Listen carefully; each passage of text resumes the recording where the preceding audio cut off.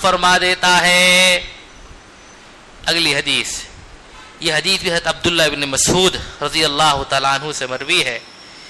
یہ فرماتے ہیں کہ دخلت علی النبی صلی اللہ علیہ وسلم وہو یوعک، ایک مرتبہ میں اللہ کے رسول صلی اللہ علیہ وسلم کے پاس آیا.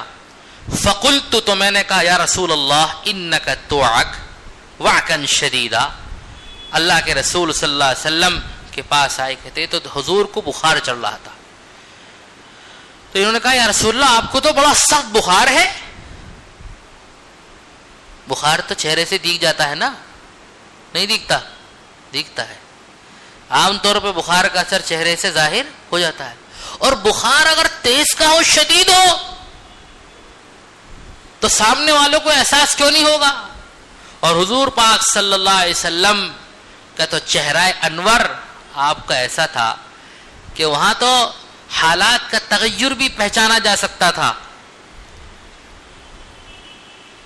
آپ صلی اللہ علیہ وسلم کو جب انہوں نے دیکھا تو پہچان لیا کہ یا رسول اللہ آپ کو بخار ہے اور بڑا شدید بخار ہے. کہا اجل، بالکل صحیح کہہ رہے ہو. انی اوعک کما یوعک رجلان منکم، مجھے ایسا بخار آتا ہے جیسے تم میں سے دو لوگوں کو آتا ہے. حضور نے فرمایا کیا؟ مجھے جو بخار آتا ہے نا ایسا آتا ہے جیسے تم میں سے دو لوگوں کو آتا ہے. قلت، حضرت عبداللہ بن مسعود رضی اللہ تعالیٰ عنہ فرماتے میں نے کہا ذالک ان لک اجرین، فرمایا یہ اس لیے یا رسول اللہ کہ آپ کو اجر بھی ڈبل ملتا ہے، ثواب بھی آپ کو ڈبل ملتا ہے. حضور نے فرمایا اجل، بالکل صحیح کہہ رہے ہو تم، ایسا ہی ہے. ذالک کذالک ما من مسلم یصیبہ اذن شوکا فما فوقها الا کفر اللہ بها سیئاتہ وحطت عنہ ذنوبہ کما تحط الشجرۃ ورقها.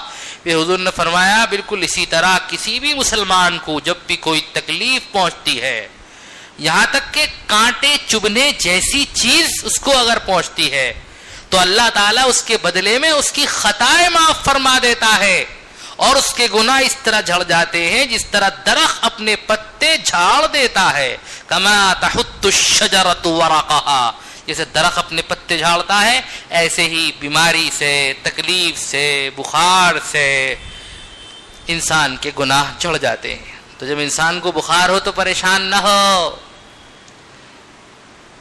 ایک حدیث میں آیا ہے کہ بخار جو ہے نا انسان کے گناہوں کو بالکل جھاڑ دیتا ہے، ختم کر دیتا ہے، بالکل ختم کر دھو دیتا ہے. اس کو کوئی چیز ہے اس کو آپ دھو دو تو اس پر میل کچل لے گا، نہیں رہتا.